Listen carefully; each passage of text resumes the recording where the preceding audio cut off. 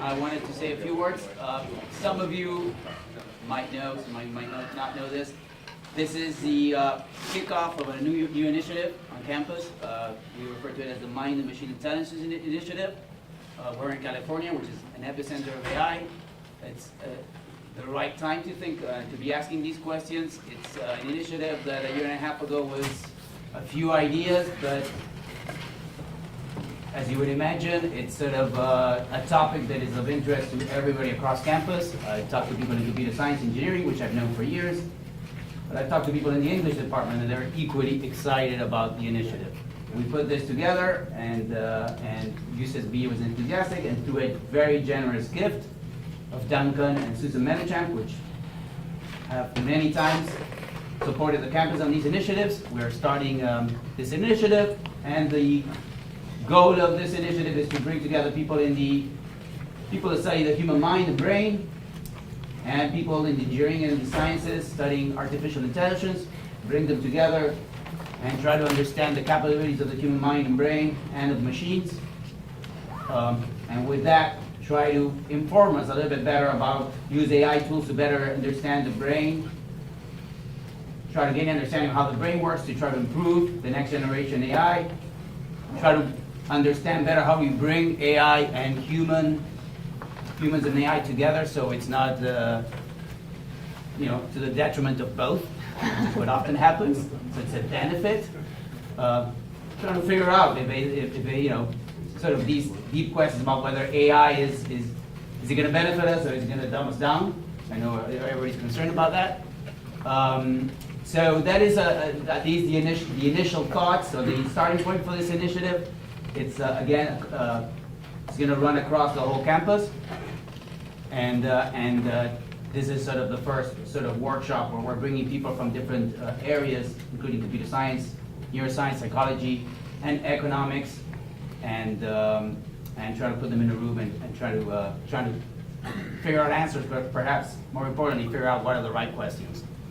So with that introduction, and thanks to, I see a lot of people in the audience that were actually very supportive early on of this initiative, gave me a lot of ideas, feedback, emails across the whole campus. And thanks to many of you that were supportive of this initiative when it was just a few unpolished lines.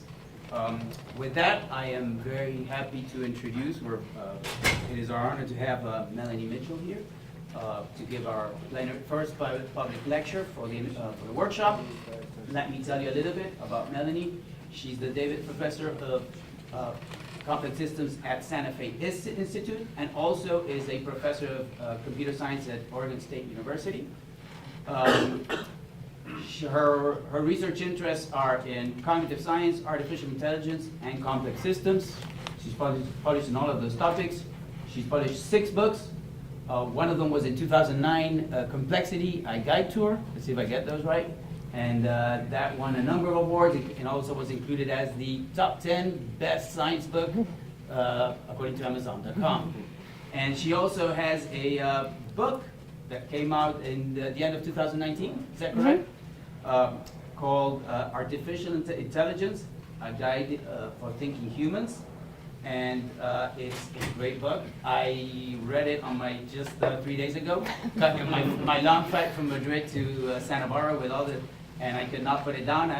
I'm 80% done, but I really highly recommend it. But it hits the right spot and it flows really nicely, and it sort of explains a lot of these complex ideas of AI in simple terms and gives you a nice historical perspective. So today, the title of the talk is Can Analogy Unlock AI's Barrier of Meaning? So let's welcome Melanie.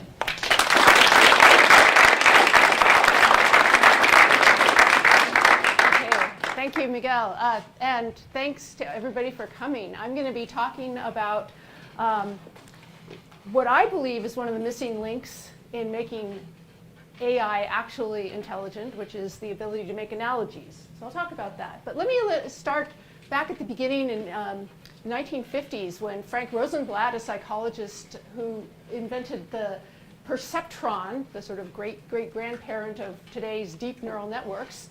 Here you can see a picture of one of the machines he built. The perceptron was actually a hardware device. You can see all the spaghetti wires, which are the sort of simulated neural connections. And he was funded by the Office of Naval Research, and the Navy gave a press release about, a press conference about his work, and the New York Times reported on it. And they said that the Navy revealed the embryo of an electronic computer that it expects will be able to walk, talk, see, write, reproduce itself, and be conscious of its existence. So this may sound familiar, but 1958, sort of the beginning of the AI era and the beginning of AI hype. And predictions have been constantly optimistic throughout AI's history. In 1961, Claude Shannon, the founder of information theory, said that he expects that within 10 or 15 years we'll get something like robots that we see in science fiction movies. And Herbert Simon, well-known pioneer of AI and cognitive science, predicted a few years later that machines will be capable within 20 years from 1965 of doing any work that a man can do. 1965, the word man meant man or woman, but mostly man. Marvin Minsky, a few years later, predicted that within a generation, maybe 20, 25 years, the problem of creating AI will be substantially solved. Well, obviously this hasn't come, none of these have come to pass yet. We're still waiting, but we're still getting a lot of predictions about AI and how it's going to transform everything. Andrew Ng, who's a well-known AI evangelist, believes that AI is like electricity. It's going to transform the world in the way that electricity did 100 years ago. He's very optimistic, but of course other people like Elon Musk are a little more worried that AI is our biggest existential threat and we're summoning the demon. So there's some controversy about sort of what's going to happen with AI, whether it's going to be good or bad, or human level or superhuman level, and so on. But right now, people are really excited and taking this seriously because of what's called deep learning, this field that really is inspired by the brain, the way the brain works. Started 1940s and 1950s with simulating neurons and building machines that learn in a way that was meant to mimic the brain. So I'm going to start off by talking about this deep learning revolution, which is about a decade old, a little bit more, and what it has produced, but then try and look a little bit closer at what these machines are actually learning and whether or not we should rely on them. And ask about analogy. I'm going to talk a little bit about what I mean by the barrier of meaning, and then finally asking how we could get machines to make analogies. So the deep learning revolution starts with ideas from the 40s and 50s and 60s about how the visual system of the brain works. And this is just a very rough schematic of how light comes into the eye and goes through the brain back to the visual cortex in the back of the brain. And the visual cortex is very roughly arranged in a series of layers where the different layers are connected to each other and information is processed through the layers, and then there's some feedback processing. But this really is the inspiration for, and this is sort of very roughly what people have mapped out as being done in different layers with edges, going to shapes, going to more complex shapes and faces and objects. So this was the inspiration for deep neural networks. So this is a schematic of a deep neural network. I won't talk about the details of it, but the idea is that it has this kind of layered structure, this hierarchical structure where information goes from a visual input, or it also can be other kinds of input like language, but processed through a whole series of layers up until the end where there's some number of possible categories. And here, you can't really see it, but the category boat has the highest confidence from the network. So that's my introduction to deep neural networks. I can answer questions about it later if you're interested. But I want to tell you a little bit about what deep neural networks can do. So here's a picture of me with my friend Maggie. And I can give this picture to Google Google image search. I did that, I uploaded it, and Google image search told me that it was a picture of a Great Pyrenees, which is what Maggie's breed is. So it's really impressive. Totally ignored me. I am not a Great Pyrenees, but whatever. It was able to do that, and what it's doing is it's using one of those deep neural networks that's been trained on many different kinds of objects and dog breeds and birds and all of this kind of thing. So you can now search for images and it will tell you sometimes what that image is. Google Photos is another app that uses these kinds of deep neural networks. If you have your photos on Google's cloud server, you can search them. Like I can say, show me the pictures of fountains. And I actually had a picture of a fountain, and it found it right away. This is a fountain in Portland. That it just, without any labeling on this, I never told Google that it was a fountain, but it figured it out just by using these trained deep neural networks. Facebook is using them to do facial recognition. Sometimes it will ask you, your friend uploaded a photo and it recognized you and it says, do you want to tag yourself?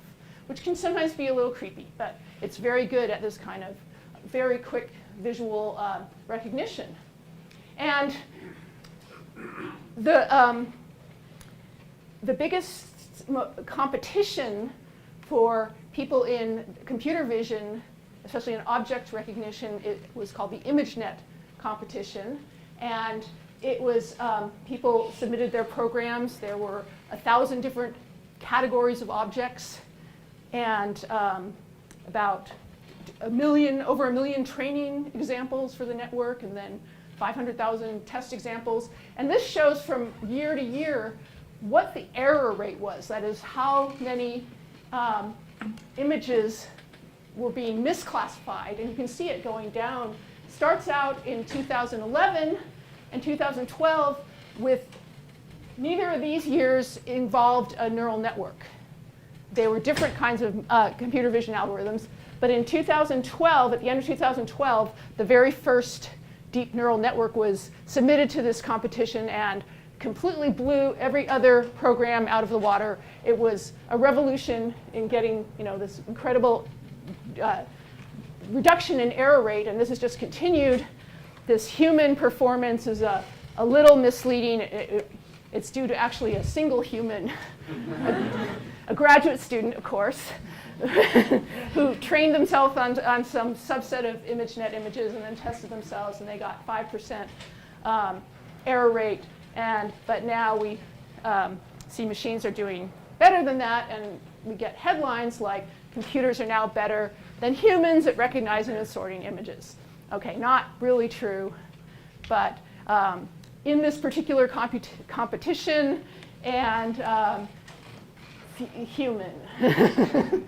Okay, self-driving cars have benefited from this deep learning revolution because otherwise they wouldn't be able to recognize the kinds of objects that cars, you need to recognize when driving. So under the hood, literally, in a self-driving car is a deep neural network vision system. And we've gotten a lot of predictions. These are now finally, this is the first talk I've actually given that used this slide in 2020 when we're actually here now. It's still a little over-optimistic. But people are very, some people are very optimistic about how soon we're going to have self-driving cars widely deployed. Okay, another area that deep learning has really amazed people is being able to write captions for images. So here's a rough schematic of how it works. You start with an image, like of that picture up there. I don't know if you can see it very well, but it's fed through one neural network, and then that's for vision, and then another neural network that spits out language. And here it says a cup of coffee on a table. Okay? And in fact, a group at Google and another group at Stanford trained neural networks like this on pairs of images and human-labeled captions, human-written captions from Flickr. And they produced a machine that can take in an image and output a sentence like this, which is, it's like magic. It's like the computer seems like it's actually understanding what this picture is. A group of young people playing a game of Frisbee, a herd of elephants walking across a dry grass field. This was so impressive. This was on the front page of the New York Times. It got a lot of press, and it was very exciting. And Facebook, for instance, said now we're going to be able to use these kinds of programs to caption images for blind people. Okay, and of course we get the headline, Google's AI can now caption images almost as well as humans. So people are starting to throw money more and more at AI deep learning research.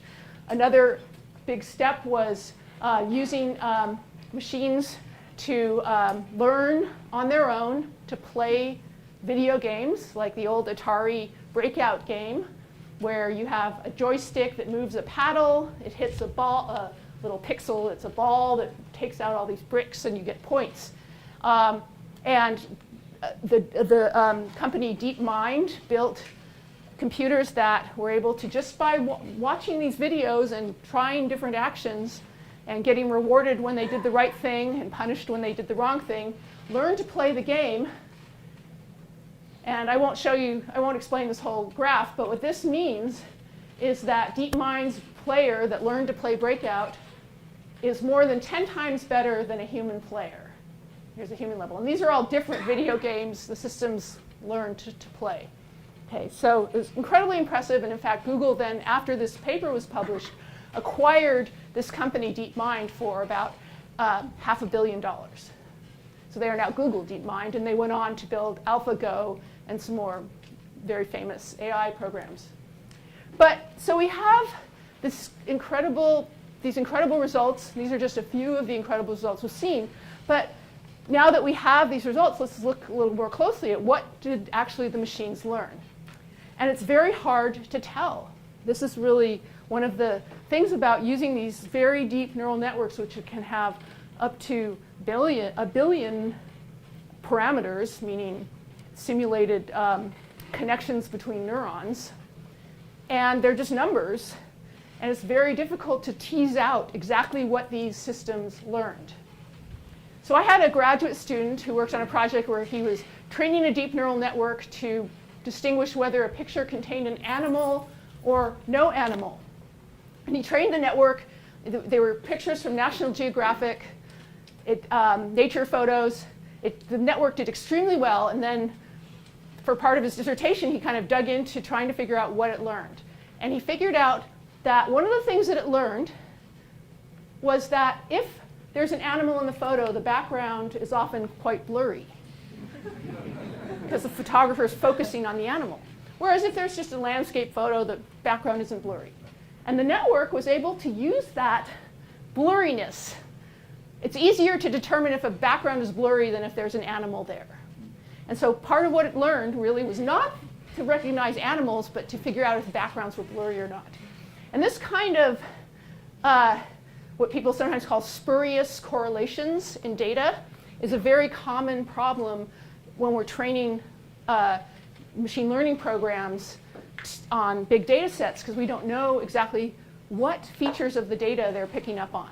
And sometimes what they learn is not what we intended to teach them.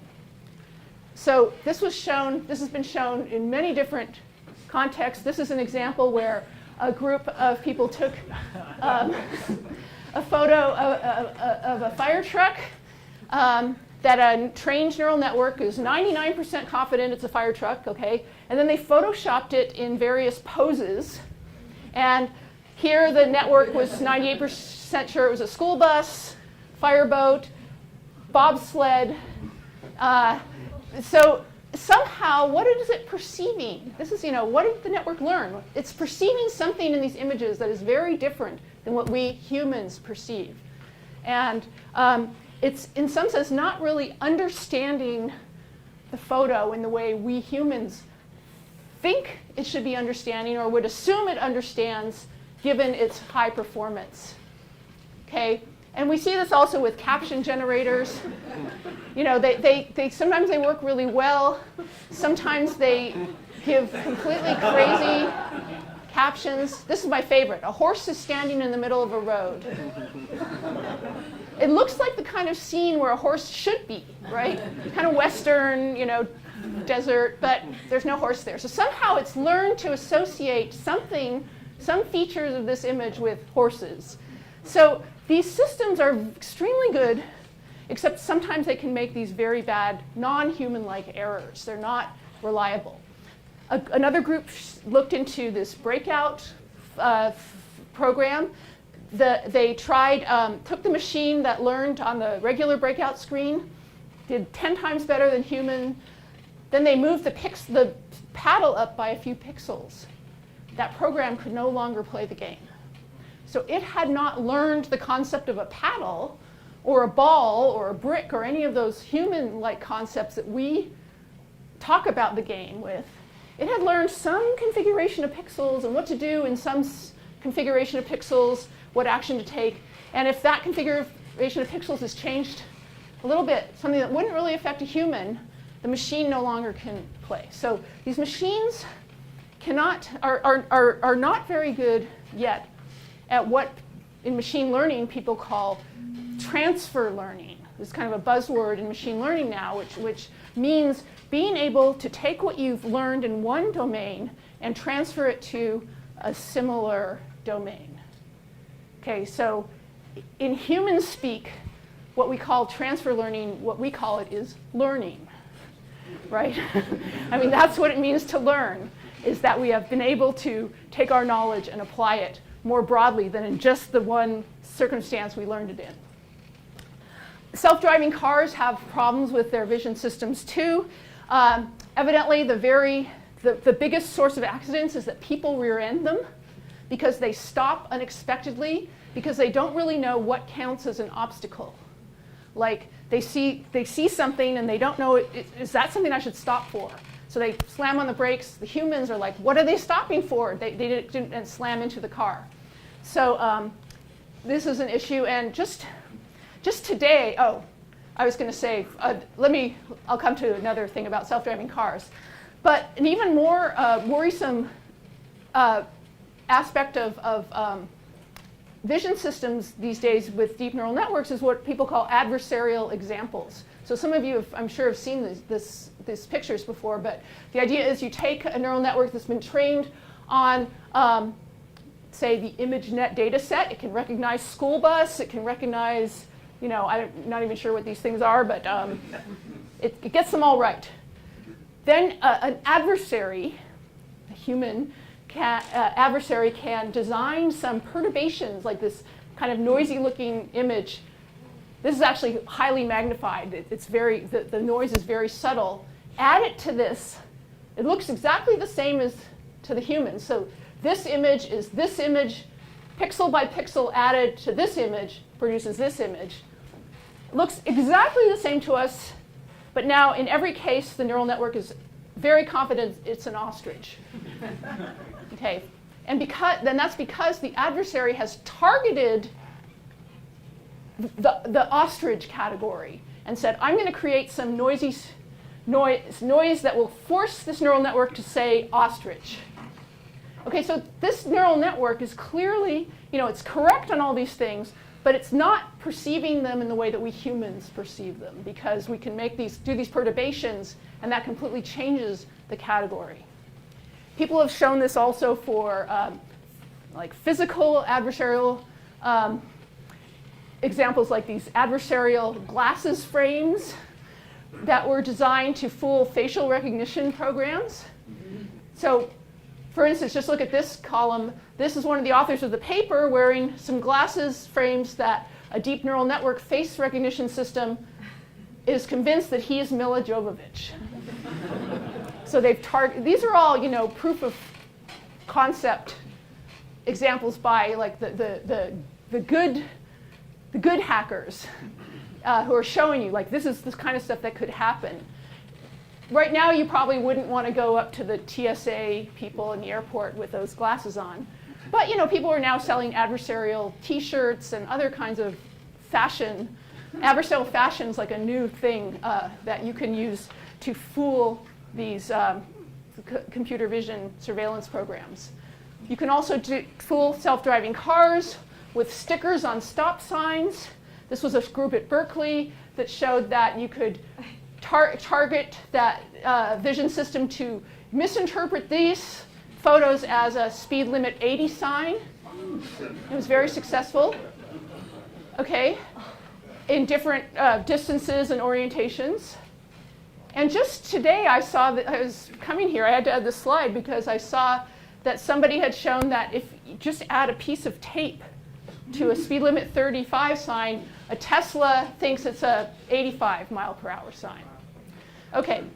At least it won't get rear-ended. Yeah. So in 1985, the mathematician and philosopher Gian-Carlo Rota wrote, "I wonder whether and when AI will ever crash the barrier of meaning." So this was a quote I really liked and I felt was really appropriate to thinking about, because machines are able to do amazing things. They're making a lot of money for companies. We use them every day in our phones, in our cars, in all kinds of aspects of our life. And most of the time they work pretty well. But the problem is that they don't understand the world in the way that we humans understand it. There's this so-called barrier of meaning, which is they're not extracting the kinds of meanings that we humans extract from the inputs that we have. And how do we get machines to crash this barrier so that they will be more reliable, more robust to attacks, and more intelligent? Okay, so I want to talk about analogy, because that's really my area of interest. I've worked on that for a while, in getting computers to make analogies. But to me, one of the issues is that machines are able to distinguish perceptual categories, but they don't have what we would call human-like concepts. So I want to talk about that a little bit, that's what this machine is doing. It has all these categories, but it doesn't have what kind of concepts our brain has. This is evident in problems like, this is a tweet, somebody tweeted that salt lines, this is in Boston, near Boston, salt lines on the road in anticipation of a snowstorm was confusing the Tesla, right? Because it's trying to follow lanes, the autopilot. And it's having trouble figuring out where the lanes are. It doesn't have the concept of lane or road or anything about driving that we humans have. Similarly, this is another one where a machine thought this was a snowplow. It's lacking a deep concept of what objects are that we encounter when we drive. And so this is a picture. I actually use this picture in my book. I saw this picture and I was really taken by it, because there's so much going on, and sort of thinking about how a self-driving car, for example, what it would do if it encountered such a situation. And how do we humans think about this situation? So what I wanted to communicate is the degree to which our conceptions of situations in general are just dripping with analogies. We think of analogy sometimes as this thing you do on the SAT, or at least you used to do it on the SAT. Foot is to shoe as hand is to blank. But analogies are actually much more pervasive and almost invisible in our conception. So when we think about, we encounter situations, let's see, hello. This would be like the perceptual categories analysis of this scene. Seeing if my clicker works now. Wonder what's going wrong with it. There we go. Or you might get a caption writing program to write, this is a woman walking a dog, or a woman talking on a cell phone. But we humans, when we see these kinds of scenes, there's a lot of stuff going on in our brains that helps us understand and kind of conceptualize it. So if we think about concepts, we might look at that and say, oh, that woman is spreading herself too thin, right? Yes. or she has too many irons in the fire. We have these idioms that kind of we use to conceptualize situations. She's killing two birds with one stone. That's a little more optimistic, like, or positive, right? And these, she can walk and chew gum at the same time. She should stop and smell the roses. The dog's there, right, smelling the roses. And she and that man passed like two ships in the night. I was thinking, just trying to think up all the sort of idioms that kind of came to mind when I was looking at this photo. And this is just an example of how we humans use these kinds of idioms as concepts or situation labels. That we're saying it's a killing two birds with one stone kind of situation. Okay? And being able to recognize that is really an analogy. It's saying that that's really, it's a category, but it's also an analogy because it's the same kind of situation as other situations I've encountered that have that characteristic. So that's one of the kind of analogy analysis of this. Another thing was to think about the things it reminds you of. Well, you might say, the same thing happened to me. I was stuck in the crosswalk, pulling on the dog with cars honking. You might put yourself in it if you were ever in a situation like that and your dog won't move, right? Or maybe even something a little more abstract, like this was just like when my mom was on the phone in the car. Here she's walking, but you might think, well, that's like when my mom was on the phone in the car and knocked down a bunch of traffic cones. So these kind of scenarios come to mind that this reminds you of. Or even more abstract, that's how I always felt with my ex-husband. He was too busy moving ahead to let me enjoy life's small pleasures, right? And that's like where you put yourself in the role of the dog, right? So, the first one, you put yourself in the role of the woman, maybe the baby, maybe the dog. But we can do that because we're pretty flexible about sort of inserting ourselves into situations and making analogies. So we call these remindings, and they're a form of analogy. And they're part of how we conceptualize situations. We also, there's a lot of work in cognitive science about how abstract ideas are understood via physical metaphors. So some of you may have encountered the work of, say, Lakoff and Johnson, who have a book called Metaphors We Live By, that talk a lot about abstract ideas like I'm being pulled in many different directions, that really make you visualize, maybe unconsciously, these physical sensations or conceptualizations. We could say she's one cool customer. She's not literally cool. She's not like her temperature is not literally cool, but she's, that's kind of a metaphor. She's got her hands full. That's a good metaphor. It's literally true here, but we use that even when your hands aren't even full. She's walking a fine line. So these are some things, metaphors that were kind of inspired by this image. And finally, you can make these what we've called caricature analogies, which are very abstract. You've seen these where, I might say, well, this reminds me a little bit about deep learning researchers.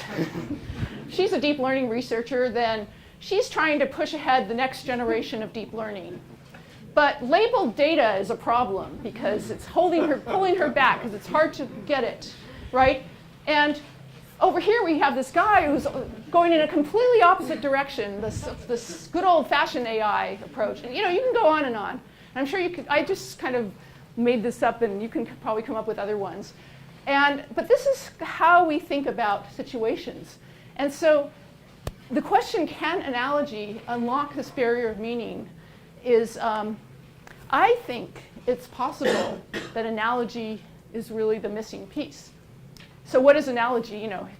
Analogy, to my mind, is mapping the abstract essence of one situation to a different situation, which is what if you look back at all these examples, that's what was going on.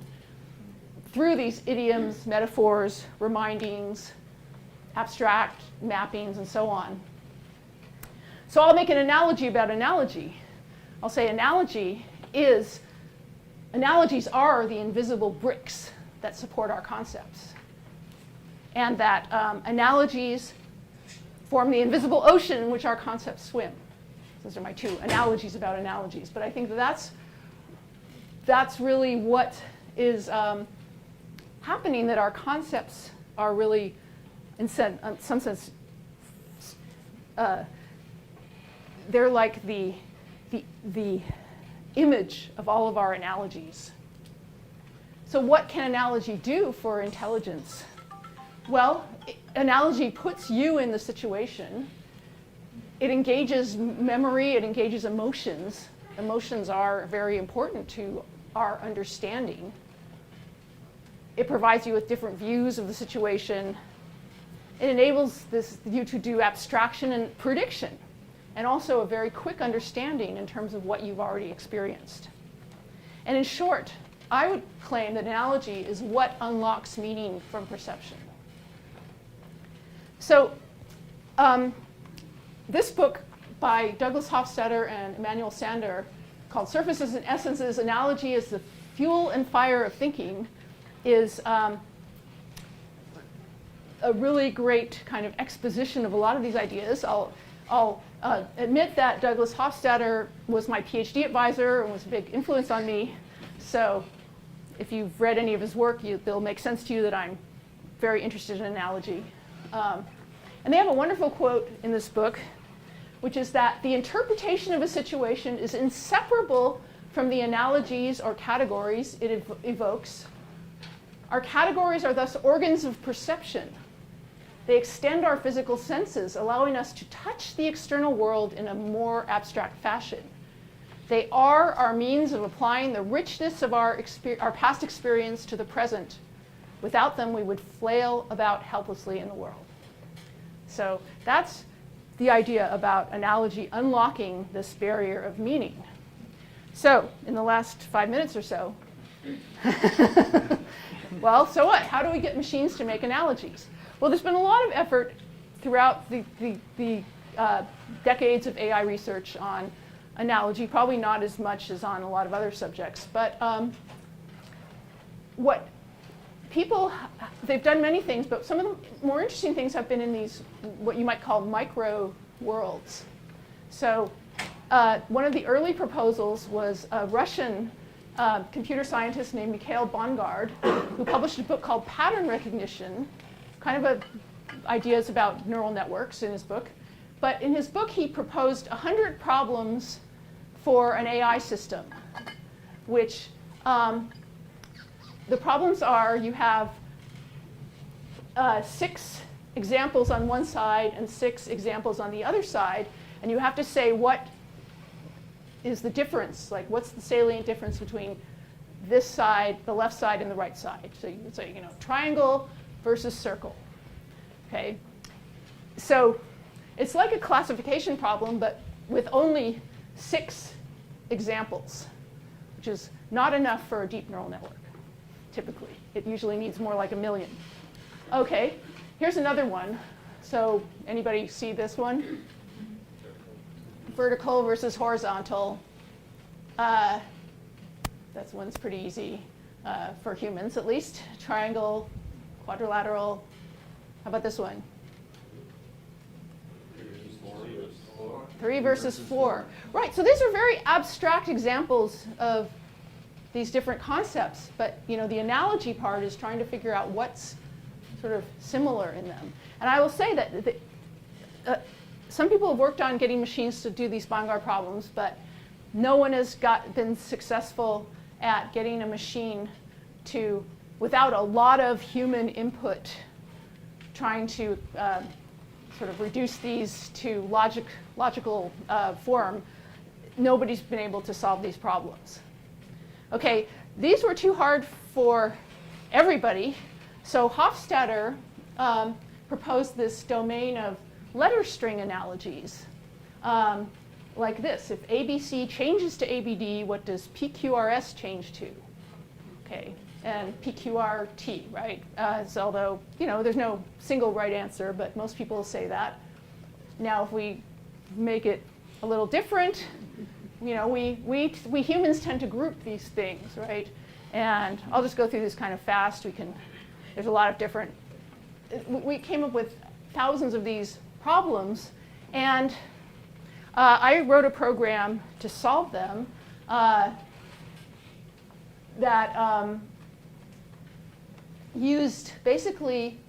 tried to take concepts, simple concepts that the program knew, and apply them in any possible input that it got.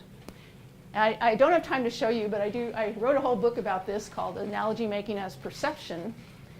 And now I'm trying to take some of those ideas and apply them in a more real-world setting, the setting of visual concept recognition. So this is where we have a visual concept, like walking a dog, right? And we try and get a computer to recognize it. And you might learn, for instance, that here's what dog walking is. It's a person holding a leash, the dog's attached to the leash, and they're both walking, okay? And we have to sort of recognize those different aspects in the images. But then we try to apply that to things like this. Wait, you only told me there was one dog, right? Or this, they're not walking, they're running.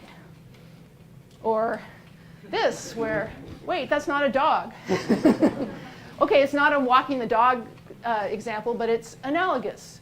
And you can kind of get all these weird versions, where people on skateboards, people on bikes and dogs on skateboards. And this was still called thus walking the dog. So people recognize these as part of the concept. And there's all kinds of different versions of this. And this is just to show you, this idea of conceptual recognition is all about making analogies. And I think that's something that's currently lacking in our machines. So just one more quote that Hofstadter and Sander said, without concepts there can be no thought, and without analogies there can be no concepts. And I'll just add to that how to form and fluidly use concepts is the most important open problem in AI. And I talk a lot about it in my book. And thank you for listening.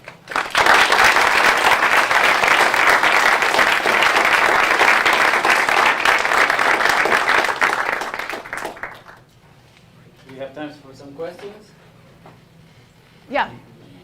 So if the concepts are the core thing for AI to get the meaning or to crash the barrier of the meaning, the question I would have is that if somebody actually came to me and then showed me some box and then told me that this box actually does form concepts out of the perception, is there a way for us to actually check whether that box actually forms some concepts that are based on the analogy or some other means that are similar to the concept that we form ourselves? Right, that's a great question. So I'll repeat it.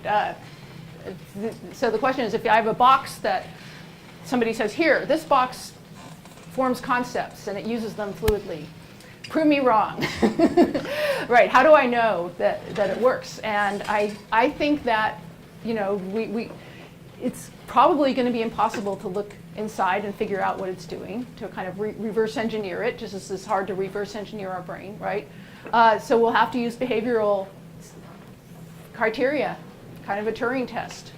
And we have to figure out what are the right questions to ask it. I think that's something that we still haven't, as a community of AI researchers, figured out how to do it. And lots of people have proposals for that. But it's an open question. I think it's a great question. Yeah? So when you were showing the image with the woman talking on the phone, you presented a lot of interpretations. And what I was thinking was that the interpretations could be subjective. Like everybody, if you ask different people, they might say, yeah, maybe that works, but maybe it doesn't.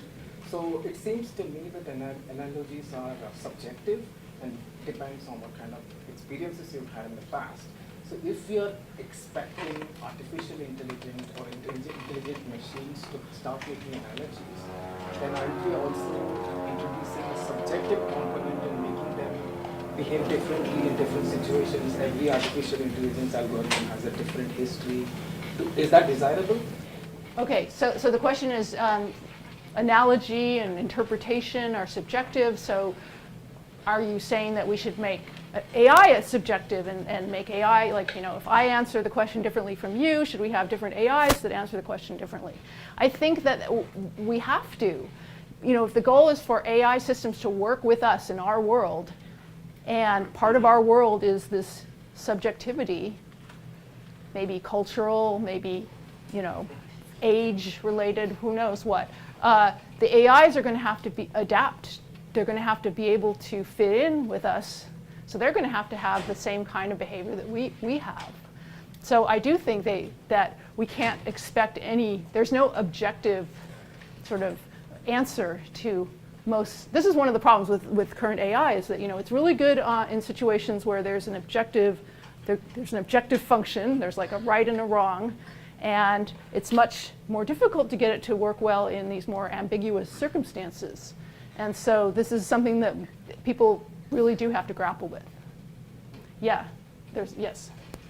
So often I'll hear, I'm curious on your take on this, often I'll hear, well, humans are good at analogies, or we have an intuitive physics understanding, or we're embodied in 3 dimensions, and so we really have good spatial maps. And so all of these things now become desirable for AI systems.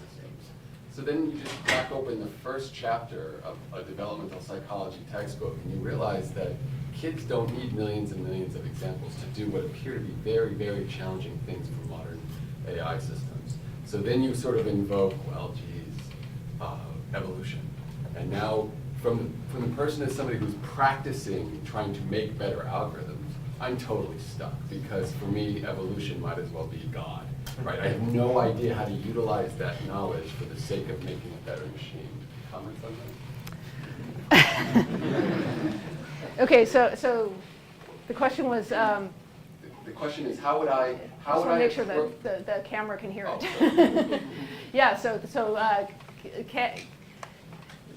kids can learn things without seeing millions of examples, and maybe they have some innate biases that are evolution or embodiment or details about our world.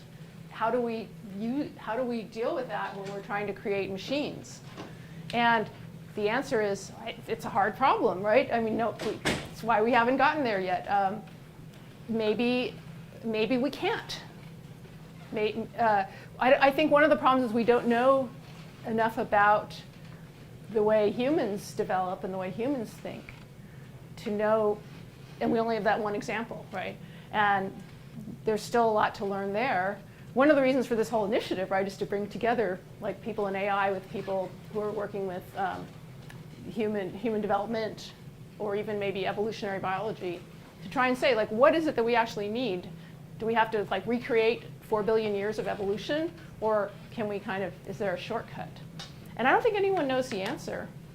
But more and more, I think people in AI are realizing that a lot of like language and things that we want these systems to be able to master do rely quite a bit on us having bodies and being embodied in the world and having certain biases. So if we want machines that are actually going to understand in a robust way our language, maybe they're going to have some of that too. But I think that's a really good open question. Yeah? Some of the more complex conceptual advancements have been with something like mental modeling or Gedanken experiment. Is that more of is that also a form of analogic thinking that's more complex in your view? So mental modeling is a very broad area, I guess. Well, take the Einstein general relativity, there's scenario thinking there. So you mean like using your imagination to think about, I'm still not sure what you're getting at there. The railroad train, when the whole business about relativistic timing there has to do with a scenario situation. Is that analogic thinking? Yeah, so the question is like, do Einstein and other people who do these Gedanken experiments use analogical thinking? Do they use analogy? And I think yes, the answer is yes. In fact, in that book I mentioned, Surfaces and Essences, they actually go through Einstein's theory of relativity and show how it's based on analogical thinking. And it's a very interesting thing that analogy, shows up in these really low, kind of everyday situations, but also in these very high-level scientific thinking. So, Yeah. so basically, what you need is sort of conceptual abstractions, right? So what you're talking about analogies is sort of way out there in terms of what you want to accomplish, in terms of really creating sort of human-like intelligence. If I were a self-driving car, all I want to know is, my God, that woman is a real threat. Anything could happen with the dog, the stroller, or something like that. So there must be some middle ground between just the regression that deep learning is doing, which is just more powerful regression, and analogies. There must be some level of conceptual abstraction that goes in the middle, right? Right. This is what real AI has been trying to do. We've got forgotten. People make money with deep learning. Now we are using AI again, right? Yeah, so the question is, for like driving, do we have to go all the way to human intelligence? Or is there something in between what we have now, which is not reliable enough, and all of human intelligence? I think the answer is yes, there is. But what's going to happen is that, I think full-blown driving, the way that we do, this is my speculation, does take all of human intelligence to do it in a trustworthy way. And obviously we humans aren't that trustworthy either, because we do all kinds of, we make mistakes all the time. But self-driving cars, I think the realization is coming that we're going to have to meet them part of the way with our infrastructure. So that we're not going to be able to just stick a self-driving car on the road and let it go everywhere or do anything a human would. We're going to have to allow it to drive only in certain circumstances, in certain places that have sort of the appropriate infrastructure that will keep it safe. And I think that's the whole idea of self-driving is going to be sort of redefined as driving only in particular situations. I guess I didn't make myself really clear, because there's a middle ground between regression and analogies, which perhaps is more like just logical reasoning, right? Which obviously these guys are not doing, right? Deep learning is not doing that. So, and AI used to try to do that. Yeah. So logical reasoning. I think self-driving cars actually do use a lot of rule-based approaches combined with deep learning. But nobody really knows how to fully integrate that. Let me just get over here. So, is it possible that machines have their own way of analogy that is different from humans? And if humans are really that smart, we should figure out what is the machines. Why are we assuming that they have to follow the human way of? Right. They could evolve in a completely different way, and if we are smart enough, we need to figure out how they are. Right. So the question is, how can't machines have their own kind of analogy making and intelligence is different from ours? Yes. And in fact, when I was building my program, it would sometimes come up with answers that made no sense to me, but later on I kind of figured out, oh, that's what it's doing, and it actually had some kind of logical sense. So in that sense, yes, it was different than mine. But the problem is we want these systems to work with us in the world, right? And but then it is just as it is for machines to figure out the human versions, it's as important for humans to figure out the machine version. So it's not the ball is in the court of the machines to figure out what human intelligence is about. It should be in the human court too to figure out how machines are working. So I think that's definitely something that people are trying to do. They're trying to understand sort of what gives rise to this behavior. Why does the machine think this is an ostrich? And how can we work within the machine's general architecture to make it not think it's an ostrich? But if we want it to be reliable in telling us what's out there, we do need it to kind of think like us. Yeah. I have a chicken and egg question. So a lot of what you've been saying is about how analogies are kind of the fuel of a lot of our concepts and our thoughts. And I can see that, but it also seems possible that analogies might be the byproduct. Like, right, if you build in the right kinds of primitives and the right kinds of fundamental notions, then analogies will come out by the way that we combine those. But they're not fueling things, they're the symptom in a sense. And so I was wondering if you had a comment on sort of, yeah. Do you think it's multi-directional or?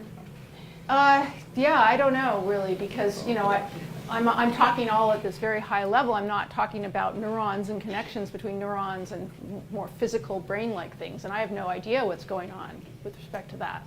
So it could be, you're right, that there's this, like, stuff going on in analogies, a side effect, but it seems to be a very valuable side effect that we use all the time. So, yeah. So I guess for practical purposes, when you want to create artificial intelligence, you want it to be better than humans at some things if you are interested in applications. But then you want artificial intelligence to actually become like humans. You want them to behave exactly like humans do, and we come with our own faults and errors and our mistakes. So is that a paradox? Do you foresee a situation where we can make an artificial intelligence that truly thinks like humans, yet are better than humans, so that we can use it for some practical purpose? I think that's a very deep question, and I've thought about that quite a lot. The question is, can we make machines that think like humans, but don't avoid some of our sort of the bad parts of our thinking, like our cognitive biases or bad our inability to do probability or something, right? And I think a lot of people sort of have this idea that we're going to have this super intelligence, right? There's even a book called Super Intelligence, and the idea is that we're going to have machines that are as smart as humans or smarter, but they don't have to sleep, they don't have to, they don't get bored, they don't text while they're driving. So they're super intelligent. And then there's all kinds of dystopian scenarios that you can go from there. But I'm not convinced that that's possible, because I'm not sure that you can have all this generality and kind of fluidity of our thinking without having some of these biases and bodily needs. I think it's an open question. Yeah. Let me go one more over here, and then I'll come back here. I don't know how much time we have. We have a few more minutes. Okay. Yeah, go ahead. So you mentioned analogies. It caught my attention that analogies has to do a lot with our body, right? Hands. And so I would like to ask you what you think about embodied intelligence, because I feel like many people who do research in AI, they're kind of Gnostic. Because Gnosticism is this whole idea that proliferated during the heresy of the Catholic Church, in which people thought that mind and body were completely different, and the body was imperfect, and the mind could only be perfection, right? So many people are just, thinking about developing these algorithms in a more thinking like, oh, it's a brain, but forgetting that the body actually shapes a lot of our thoughts. So do you perhaps believe that maybe giving a body to this sort of machine would help perhaps developing this analogy criteria, perhaps, right? Yeah, so you're asking about embodiment and whether we can, the sort of the Cartesian approach to AI now, which is like brain in a vat, sort of like we have this disembodied intelligence. Is that ever going to achieve the kind of analogy making that I'm talking about here? And I think, the answer is I don't know. I tend to sympathize with the embodiment crowd that says the body shapes the way we think. I think that's absolutely right. Whether that's necessary to have a body to be able to think like that, I really don't know. Maybe evolution. It's one of those evolutionary things that that you could actually have some kind of shortcut. But I'm also, I admit, I'm agnostic, just like everybody else. But I'm definitely very sympathetic to the body being extremely important in all of intelligence, all of human intelligence. There was one question over here, yeah, and then last question. Well, I guess what should the goal be? Should the goal be to try and make a machine more like a human, Or should the goal be to figure out, what ways are humans intelligent and what ways are machines intelligent, and together maybe we can be super intelligent. I mean, maybe, there's times when I offload. If I'm doing statistical computations, I offload that intelligence on my computer, right? Because they're computers better at than me. There's other times when I want to be in charge, like when I'm driving. So maybe the goal should not be to try and make computers more like humans and humans more like computers, but to actually figure out the ways we can be super intelligent together. Right. So the question is that, should the goal of AI be to create human-like intelligent computers, or should it be to figure out what computers can do better than we can and let them do it? I guess there's no goal, right? There's no single goal. Everybody has different goals, and I think a lot of the people who want to build human-like intelligence want it because they want to understand intelligence. That's kind of why they got into the field. They were fascinated by intelligence, and that they felt that this was an approach to try and understand intelligence by creating intelligence. So it's whether that's a good goal for like a tech company, maybe not, although tech companies might disagree with me. That I think it's a good question, but I think the field of AI is very heterogeneous in what people's goals are. All Okay, you want one last question? Yeah, I just think another field that uses analogies a lot is comics and comedians. So I'm wondering, is it possible to train an AI to watch thousands and thousands of Netflix specials and the audience reaction to feedback, and can it learn to be humorous and then be sort of a funny face? Wow. Go for it. I mean.